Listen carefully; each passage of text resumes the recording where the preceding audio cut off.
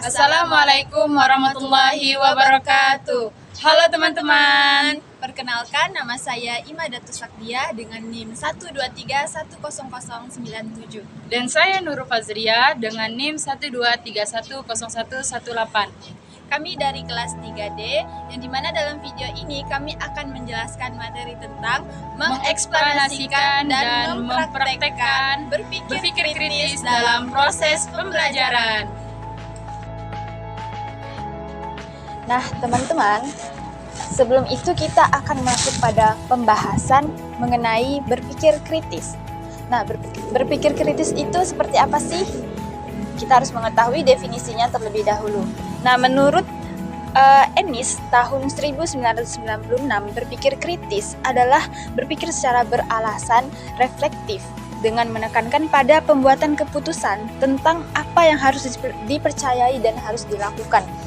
Jadi, berpikir kritis ini adalah seorang yang dapat berpikir dengan beralasan.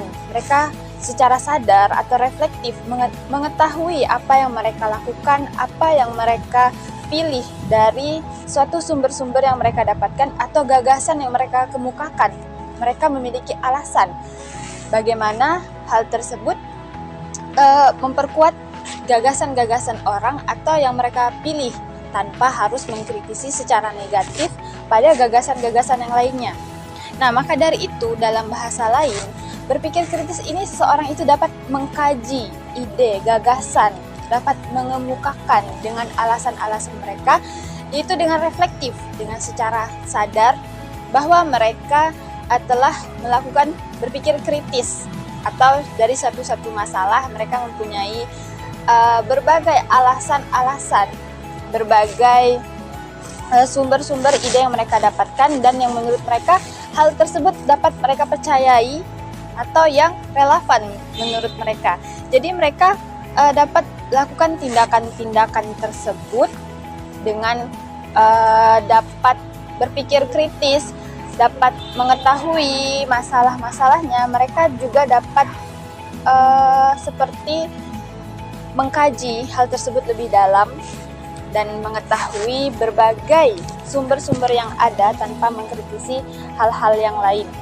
Maka dari itu, berpikir kritis ini bagaimana seorang itu dapat menghasilkan suatu keterampilan-keterampilan yang sebagai kegiatan mereka dapat menganalisis berbagai macam sumber-sumber dari pendapat-pendapat orang, dari masalah-masalah yang mereka dapati. Kemudian mereka dapat memikirkan lebih kritis atau lebih ke arah bagaimana memecahkan hal-hal tersebut, bagaimana mereka dapat memperkuat hal-hal tersebut dengan suatu hal yang ada sumbernya seperti itu. Jadi tidak hanya sekedar dari opini mereka, tapi mereka juga mendapatkan sumber-sumber yang relevan menurut mereka, dan mereka juga dapat mengemukakan suatu alasan mereka, mengapa mereka memilih suatu sumber tersebut, misalnya dari suatu hadis,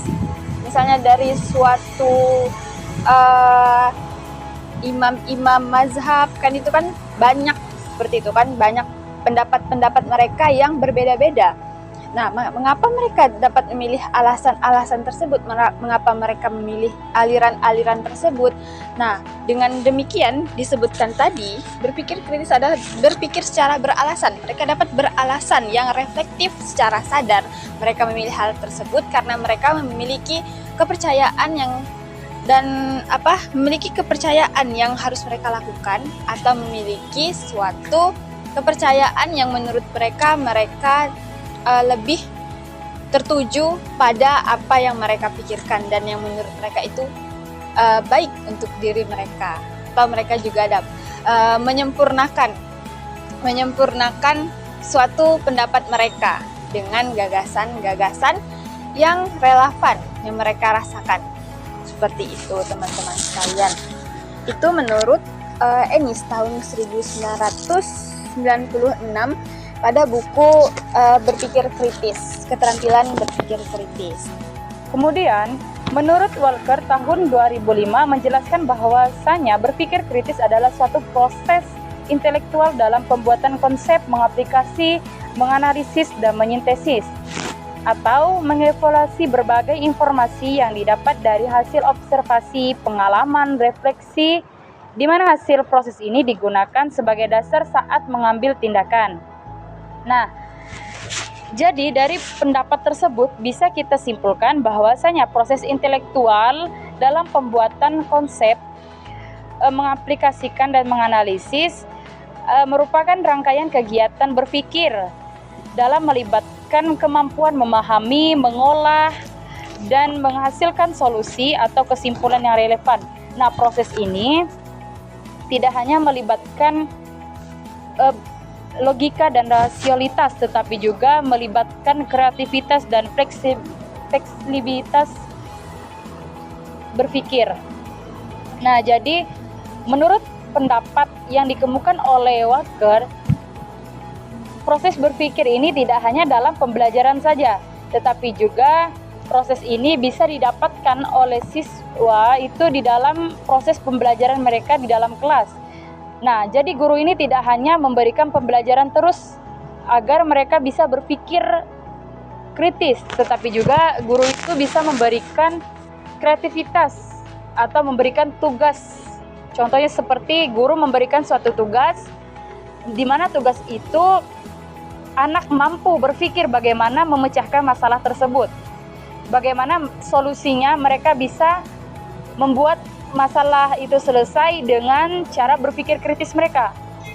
Contohnya guru memberikan sebuah tugas seni, karya seni. Nah, nanti di situ guru bisa melihat bagaimana proses berpikir kritis mereka untuk menyelesaikan tugas yang diberikan oleh guru tersebut. Nah, jadi proses ini tidak hanya melibatkan berpikir secara logika, tetapi juga mereka mampu mengatasi sebuah masalah yang harus diselesaikan dengan pemikiran-pemikiran mereka tersebut. Kemudian, adapun menurut dari Marzano tahun 1992, mengapa kita itu penting diajarkan berpikir kritis?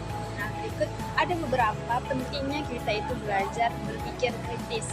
Yang pertama adalah berpikir kritis ini adalah memungkinkan seseorang ini untuk memanfaatkan atau meningkatkan potensi dalam dirinya.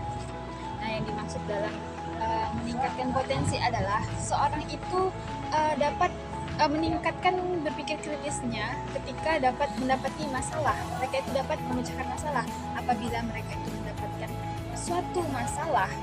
Nah, misalnya mereka itu terjebak di dalam suatu ruangan, atau mereka itu mendapatkan suatu soal-soalan yang mungkin membuat mereka itu berpikir keras. Nah, di situ seseorang kan akan berpikir kritis tuh, bagaimana cara memecahkan masalah tersebut dengan secara tenang, mencari solusi. Nah, maka dari situ mereka itu akan mendapatkan ide-ide atau gagasan yang muncul dari pikiran-pikiran mereka. Mereka itu berpikir kritis dengan logis, bagaimana ini memecahkan masalah-masalah ini. Bagaimana kita harus mendapatkan solusi-solusi dari permasalahan yang kita hadapi sekarang. Nah, di situ mulai meningkatkan atau seseorang dapat memanfaatkan potensi dirinya dalam memecahkan masalah. Nah, maka dari itu penting untuk belajar berpikir kritis agar seorang itu dapat memecahkan masalahnya ketika dalam suatu lingkaran permasalahan yang sulit. Kemudian yang kedua adalah berpikir kritis ini yaitu keterampilan yang universal. Yang dalam artian universal ini kan menyeluruh. Jadi tidak hanya pada proses pembelajaran, jadi dia itu bisa diterapkan pada kehidupan sehari-hari, karir, atau dalam diri seseorang tersebut. Maka pentingnya kita diajarkan berpikir kritis tidak hanya dapat memecahkan dalam proses pembelajaran seperti itu. Kita itu bisa memecahkan masalah dalam kehidupan sehari-hari kita, dalam masalah diri kita, dalam karir kita. Kita itu akan meningkatkan pikiran kita itu lebih jernih, lebih bisa berpikir yang positif. Dalam berpikir kritis ini kita dapat menjelaskan masalah-masalah kita dengan runtun, dapat memberikan jawaban-jawaban atas permasalahan-permasalahan yang diajukan oleh seseorang. Misalnya kita itu dalam kehidupan kita ini ditanyalah oleh seseorang gitu kan, yang benar itu bumi itu bulat atau bumi itu datar, seperti itu kan. Jadi kita itu sudah berpikir kritis, kita itu harus punya sumber, dan kita juga harus bisa menjelaskan dengan kata-kata yang sederhana namun dapat dimengerti seseorang dengan mudah. Jadi itu bersifat universal seperti itu. Itu dapat di pembelajaran, karir, pun dalam diri kita atau kehidupan sehari-hari kita. Penting diajarkan untuk kita. Kemudian yang ketiga yaitu berpikir kritis itu sangat penting di era informasi dan teknologi sekarang ini. Jadi berpikir kritis itu tidak sia-sia jika kita diajarkan, karena dalam era-era sekarang ini, apalagi era teknologi yang sudah sangat marak gitu kan, isu-isu beredar, informasi-informasi yang mungkin tidak dapat kita percaya sepenuhnya. Kemudian banyak sekali teknologi-teknologi itu digunakan dengan salah gitu. Nah, di situ seorang kan dapat berpikir kritis nih, mana yang harus mereka ikuti, mana yang bermanfaat. Apalagi dari teknologi itu kan banyak tuh seperti banyak ibaratnya pengikut atau orang-orang yang harus kita telaah lagi, mana yang seharusnya kita ikuti, terus mana berita-berita yang fakta dan tidak fakta. Karena isu-isu sekarang itu di teknologi itu sudah sangat sulit untuk kita dapatkan fakta-faktanya kalau kita tidak dapat berpikir kritis atau kita tidak dapat mengolah data dengan baik, kita tidak dapat mengkaji sumber-sumber dengan baik. Nah, dari itu berpikir kritis itu sangat penting di era sekarang ini, teknologi dan informasi. Begitu juga dalam kehidupan kita sehari-hari, misalnya kita itu diberikan informasi dari orang-orang, itu tidak bisa kita sepenuhnya percaya pada informasi yang belum kita ketahui jelas faktanya. Lalu kemudian ada pun yang keempat, yaitu berpikir kritis itu dapat meningkatkan keterampilan verbal dan analitik. Yang dimaksud adalah verbal, yaitu seseorang itu dapat mengucapkan atau menjelaskan itu sudah secara struktur dengan cara yang jelas, runtun gitu kan. Jadi orang yang mendengarkan itu akan paham gitu. Dan maka dari situ meningkatkan keterampilan verbal jika seorang itu sudah dapat berpikir kritis, misalnya dia dapat masalah gitu kan. Ini gimana sih gitu? Apa pendapat kamu seperti itu? Nah, dia itu harus sudah ada gitu. Dia sudah berpikir kritis. Apa yang harus dia jawab terlebih dahulu, dia harus jelaskan dari mana, terus sampai ke inti-intinya seperti itu. Lalu meningkatkan keterampilan analitik. Analitik itu adalah analisisnya atau dia mengkajinya, mempelajarinya. Itu mempertajam analitiknya. Bagaimana seorang itu bisa menganalisis data-data yang relevan untuk memberikan jawaban, untuk memberikan gagasan atau ide kepada seseorang. Nah, itu sudah pasti dapat meningkatkan berpikir kritisnya, seperti itu, dari verbal dan analitiknya. Lalu kemudian ada yang kelima, berpikir kritis ini dapat meningkatkan kreativitas seseorang, yaitu untuk menghasilkan suatu solusi permasalahan. Yang tentunya seorang yang berpikir kritis ini pasti akan dapat berpikir kreatif gitu. Nah, dari mana kita lihat? Yaitu dari ide-ide baru yang mereka timbulkan. Seseorang kan akan dapat menimbulkan ide atau gagasan baru ketika dia mendapatkan masalah. Nah, di situ dia itu sudah meningkatkan keterampilan kreativitasnya dalam memecahkan suatu masalah. Jadi berpikir kritis juga bersanding pada kreativitas seseorang. Mau dari segi pernyataan atau dari segi perlakuan. Pernyataan lisan seperti itu. Lalu yang terakhir yaitu berpikir kritis ini penting untuk refleksi diri. Nah, refleksi diri itu bagaimana seorang itu dapat menyadarkan diri dari data-data yang dia dapatkan, dari pernyataan yang telah dia dapatkan, itu mereka dapat menyadarkan diri mereka apa yang harus mereka ikuti gitu, hal baik apa. Nah, jadi banyak sekali yang harus mereka refleksikan. Misalnya mereka itu dapat pernyataan ini, pernyataan gagasan ini, untuk mempositifkan pikiran mereka dengan sadar, sehingga hidup itu menjadi lebih berarti atau meaningful life. Maka dari itu pentingnya kita belajar berpikir kritis, selain untuk meningkatkan mendapat memecahkan masalah, dari meningkatkan verbal, analitik, atau apapun yang kita pikirkan seperti itu. Juga dapat menjadikan kehidupan kita itu lebih berarti atau meaningful life dalam diri kita, sebagaimana yang telah digagas oleh Marzano tahun 1992, masih di buku yang sama, yaitu keterampilan berpikir dalam konteks pembelajaran abad ke-21. Baik, di sini saya akan menjelaskan mengenai karakteristik keterampilan berpikir kritis. Sebuah konsep berpikir, keterampilan berpikir kritis memiliki karakteristik. Nah, di sini ada beberapa karakteristik tentang berpikir kritis menurut Wijaya. Adapun yang pertama adalah mampu membedakan ide yang relevan dan tidak relevan, yaitu relevan adalah berpikir yang sesuai dengan suatu kondisi atau topik tertentu, menjelaskan dengan topik yang benar dan memahami karakteristik orang tersebut. Sedangkan tidak relevan adalah kesalahan logika yang terjadi ketika argumentasi yang disajikan atau yang disampaikan tidak sesuai dengan pembahasan. Semisalnya seperti mengungkapkan sebuah pemikiran karakteristik tapi tidak sesuai dengan pembahasan yang akan dibahas. Yang kedua adalah sanggup mendeteksi bias atau penyimpangan. Nah, di situ bisa kita lihat bahwa menurut Wijaya, yang kedua adalah menyimpang sebuah pemikiran karakteristik seperti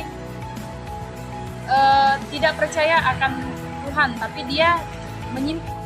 Adapun yang ketiga adalah mampu mendaftar segala akibat yang mungkin terjadi atau alternatif pemecahan masalah.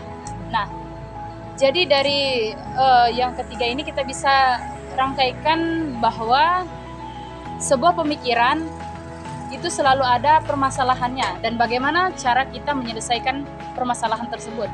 Nah, disitulah terdapat sebuah pemecahan masalah di mana kita bisa berpikir kritis bagaimana kita harus bisa menyelesaikan permasalahan itu dengan teliti dan jelas. Seperti yang sudah dijelaskan pada nomor pertama tadi, yaitu relevan dan tidak relevan. Nah, di situ kita bisa mencari mana yang benar dan mana yang salah. Nah, dari situ kita bisa memecahkan suatu permasalahan yang ada di dalam pemikiran kita.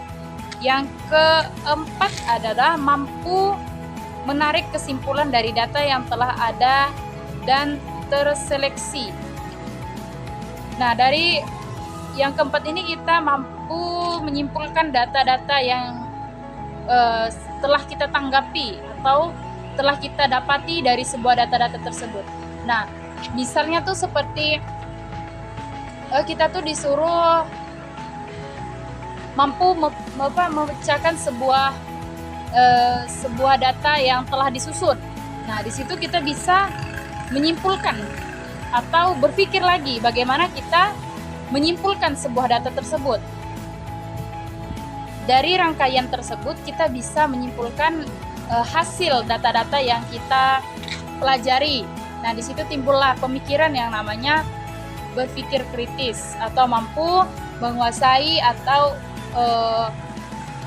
memahami dari data-data tersebut. Nah, kesimpulan tersebut kita bisa ambil dari pemahaman kita sendiri. Adapun yang nomor 5 adalah mampu mengetes asumsi dengan cermat, yaitu mampu mencermati sebuah berita atau sebuah data, di mana data tersebut kita bisa cermati atau meneliti, tidak langsung mengambil keputusan sendiri. Contohnya seperti kejadian yang terjadi pada tahun 2024 yang kemarin viral ya, contoh seperti penjualan es. Nah, kita sebagai penonton kan tidak langsung tidak langsung berpikir bahwa Gus ini salah, terus yang Bapak ini terhina. Tetapi kita harus cermati dulu dalam video itu. Dari video tersebut kita harus cermati bagaimana permasalahan ini terjadi dan bagaimana solusinya, agar kita tidak langsung mengambil tanggapan bahwasanya Gus tersebut salah, dan kita tidak bisa bertindak ini salah, ini benar, tapi kita harus cermati dulu dalam video itu. Nah, dari video tersebut kita bisa mengambilkan kesimpulan bahwasanya yang salah yang mana dan yang benar yang mana. Nah, disitulah terdapat yang namanya cermat dalam memahami sebuah konsep berita. Adapun yang keenam adalah mampu membuat hubungan yang berurutan antara satu masalah dengan masalah lain. Nah, kita itu mampu mengatasi masalah dengan berurutan, maksudnya tuh mampu menanggapi sebuah masalah itu dengan cermat, seperti yang saya jelaskan tadi, yaitu bisa mengurutkan dari mana kita harus proses, kita harus menyelesaikan ini dengan tuntas. Semisalnya tidak langsung masalah ini harus selesai ya sekarang, tetapi kita tuh harus cermati dulu bagaimana caranya proses kita merangkainya agar penyusunan masalah ini terjalin dengan rapi, karena proses penyelesaian itu tidak hanya langsung bersih atau langsung beres, tetapi kita harus menjalankan permasalahan itu dengan bertahap. Nah, bagaimana cara kita proses permasalahan ini dengan berurutan atau masalah ini dengan satu sampai itu dengan baik? Dari itu tadi kita bisa mengurutkan bagaimana proses awalnya, tengahnya, akhirnya. Nah, dari situ kita bisa memperbaiki masalah atau menyelesaikan masalah itu dengan praktis atau baik. Nah, dengan cara berpikir kritis tadilah kita bisa menyelesaikan masalah-masalah tersebut dan berpikir secara logis untuk mengatasi semua permasalahan tersebut. Baik, di sini saya akan menjelaskan mengenai cara berpikir kritis dalam pembelajaran di sekolah. Yaitu ada yang pertama adalah merumuskan masalah. Nah, merumuskan masalah ini adalah suatu proses seorang guru memberikan masalah kepada seorang murid, di mana masalah tersebut mampu diatasi oleh seorang murid. Contohnya itu seperti guru memberikan sebuah pertanyaan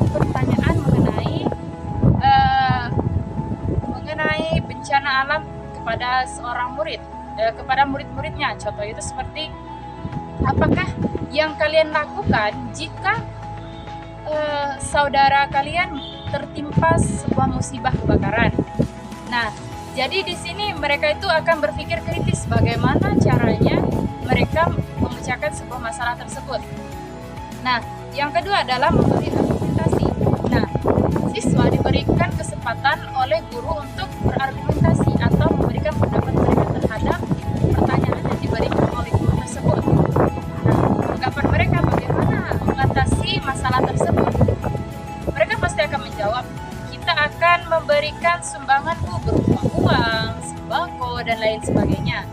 Nah, dari situ mereka bisa menimbulkan pemikiran kritis, yang mana sebuah pemikiran kritis memecahkan sebuah masalah, di mana mereka harus menyelesaikan masalah tersebut. Nah, adapun yang ketiga adalah melakukan dedukasi. Melakukan dedukasi adalah kita sebagai guru menyanggah jawaban yang ada yang dijawab oleh siswa tersebut. Seperti kan tadi mereka menjawab, kita akan memberi sumbangan berupa uang, sembako, dan lain sebagainya. Nah, kita nanti di situ akan menyanggah bagaimana jika kebutuhan tersebut tidak layak untuk diterima oleh mereka. Yang layak itu seperti rumah, alat-alat bangunan, dan pakaian, dan lain sebagainya. Nah, itu merupakan dedukasi atau sanggahan kita sebagai guru agar mereka bisa berpikir kritis lagi, agar mereka mampu berpikir bagaimana caranya agar bisa memberi tanggapan lagi atau mengeluarkan permasalahan yang ada dalam diri mereka, permasalahan-permasalahan yang akan diselesaikan oleh mereka. Baik, untuk penjelasan selanjutnya akan dijelaskan oleh teman saya. Nah, selanjutnya atau metode cara selanjutnya agar anak itu bisa berpikir kritis adalah guru dapat melakukan induksi. Apa yang dimaksud dengan induksi? Induksi adalah suatu metode dalam penalaran atau berpikir, yaitu dengan metode-metode apa? Misalnya dalam pengumpulan data, pengumpulan investigasi, seperti itu kan. Kalau tadi kan seperti apa masalahnya, mereka itu harus membantu temannya yang mengalami bencana alam atau maksudnya mengalami suatu musibah ya, mengalami suatu musibah. Nah, di sini tuh kalau disangkutkan dengan melakukan induksi, mereka itu harus mengetahui dulu data-data, misalnya mereka harus melihat dari kondisi musibah tersebut apa yang paling penting mereka butuhkan dalam akan kita menyumbang suatu barang atau tenaga gitu kan. Kita harus melihat dulu faktanya, ini mereka nih kira-kiranya harus butuhkan apa nih, apakah mereka harus membutuhkan orang untuk rehab rumah, atau mereka ini lebih membutuhkan beras untuk makan, atau mereka itu lebih membutuhkan tempat tinggal sementara untuk mengungsi, seperti itu. Nah, itu kita harus melakukan metode-metode. Guru itu memberikan pengumpulan data yang terstruktur untuk mengaplikasikan suatu ide-ide gagasan yang murid-murid berikan atau ide dari mereka, seperti itu, terstruktur. Lalu kemudian ada pun melakukan evaluasi. Nah, dalam melakukan evaluasi ini tentu kita harus melihat ulang, kita menyimpulkan, dan guru itu dapat memberikan alternatif penyelesaian masalah. Nah, misalnya contohnya, nah jadi anak-anak kesimpulan dari isu yang kita dapatkan adalah kita itu harus membantu seseorang, tidak hanya berupa dari material, tetapi juga dari tenaga bisa, seperti itu kan. Tapi kita juga harus melihat hal-hal apa yang perlu dibutuhkan orang tersebut yang mengalami musibah. Kan misalnya adalah anak-anak yang mungkin tidak terlalu tidak bernalar ya. Misalnya kan orang kalau kena musibah kebakaran itu membutuhkan suatu sumbangan uang, tapi misalnya ada anak-anak yang kayak, Bu, kayaknya dia harus dikasih sepeda deh, harus dikasih ini deh, itu kan kayak kurang lah gitu kan, kurang masuk gitu. Nah, jadi itu yang harus kita simpulkan, bahwa ada sesuatu yang lebih diutamakan dalam memecahkan masalah, yaitu dalam kasus-kasus berita isu yang kita dapatkan harus sesuai dengan fakta yang dibutuhkan seseorang. Lalu yang terakhir adalah memutuskan dan melaksanakan. Nah, maka dari itu tadi, jika kita sudah melakukan induksi, metode, kemudian dari awal sampai evaluasi nih, kita akan memutuskan dan melaksanakan sesuai dengan yang sudah terstruktur. Jadi semuanya itu akan terstruktur dengan baik, tertuju dengan baik gitu kan, sesuai ekspektasi yang kita inginkan, dan sesuai juga kebutuhan orang yang akan kita bantu nih, atau masalah yang akan kita hadapi. Itu sesuai sudah, karena kita sudah melakukan berbagai cara-caranya dengan terstruktur atau dengan tersusun dengan baik, seperti itu. Nah, itulah tadi cara-cara dari melakukan seorang peserta didik agar dapat berpikir kritis, yaitu dengan cara menanyakan, memberikan masalah, memberikan mereka argumentasi, kan, memberikan mereka diskusi, induksi, evaluasi. Nah, begitu. Jadi guru itu harus bisa juga menjadi penengah dari argumen-argumen mereka. Baiklah teman-teman, itulah materi yang dapat kami sampaikan. Kurang lebihnya kami mohon maaf. Wabillahi taufiq wal hidayah. Wassalamualaikum warahmatullahi wabarakatuh.